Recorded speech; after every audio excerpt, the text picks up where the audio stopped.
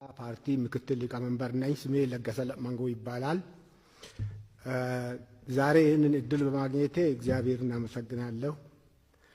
የማቀርበው በጋራ ምክር ቤት አማካኝነት ካቀረበው ለተጨማሪ እንትን ነው የምለው። ይሄ ዶንጋ ብሔረሰብ በአዲሱ ክልል ማዕከላዊ ኢትዮጵያ ክልል ካሉ 10 ብሔረሰቦች ማዕከላዊ ኢትዮጵያን ሲመሰርቱ መስራች አባሎች አንዱ ነው። ከ9ኙ ተፈቅዶላቸው የኛ በህገ መንግስቱ መሰረት በልዩ ወረዳ የመደራጀት ጥያቄ ተቀባይነት እንዳያገኝ ተደርጎ በዞኑ ባለስልጣኖች ማለት የከምባታ ጠምባሮ ዞን ባለስልጣኖች ተጽዕኖ ያ ህገ መንግስታዊ መብታችን የብሔረሰቡ መብት ተጥሷል እና እኛ ከከምባታ ህዝብ ጋር ጠላትነት የለም። ከጥንት ጀምሮ በጉርብትና ነው የምንታወቀው፣ በሰላም ነው የምንኖረው። የከምባታ ዞን ባለስልጣኖች በህዝባችንና በብሔረሰባችን ላይ የሚያደርጉት ተጽዕኖ ምክንያት ብዙ በደል እየደረሰብን፣ ወረዳ አንድ የራሳችን የሆነ ቴሪቶሪ አለን።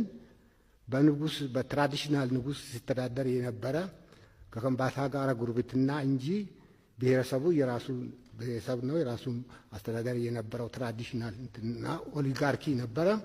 ሁሉም አሁን በአዲሱ ህገ መንግስት የራሱን ብሔር እና ማንነቱ ተከብሮለት በየራሱን ችሎ ሲወድ እስከ ዛሬ ድረስ ልክ ደቡብ አፍሪካ ሌሎች አፍሪካ ሀገሮች ከቅኝ ግዛት ነጻ ሲወጡ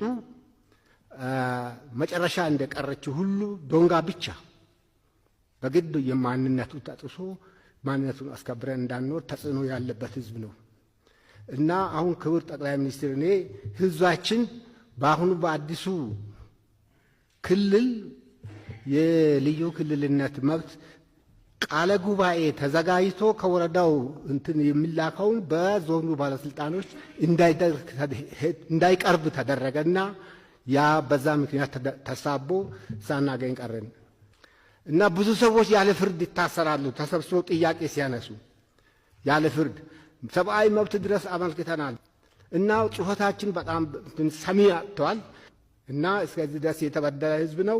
እኔ በዚሁ አላበዛም። ስለ ይህንን እድል ስለሰጡ አመሰግናለሁ። መልካም። በጋራ ውይይታችሁ መጀመሪያ ላይ የተነሳው እና በጣም አንኳሩ ጉዳይ እንዴት በትብብር ለሀገር ጥቅም ልንሰራ እንችላለን። ትብብር ሲባል በህግ፣ በፖሊሲ፣ በአፈጻጸም፣ በስልጣን መጋራት፣ ባለመዋከብ፣ ጥያቄዎቻችን ምላሽ በመስጠት በመተማመን ለሀገራዊ ጥቅም በጋራ መቆም የምንችልበትን እድል እንዴት መፍጠር ይቻላል የሚል አንኳር ሀሳብ ተነስቷል። ይሄ ማንኛውም ሀገሩን የሚወድ ስለ ልጆቹ ግድ የሚለው ነገን አርቆ የሚያይ የሚያስብ ግለሰብ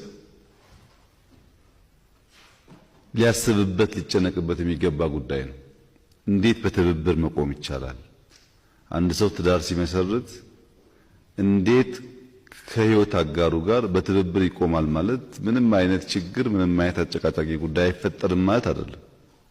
ያን ለበለጠው ዓላማ ለልጆቹ ለነገ ሲል እንዴት ተቻችሎ ተወያይቶ ተመካክሮ ይኖራል ማስፋት ነው። ይሄንን በሀገር ደረጃ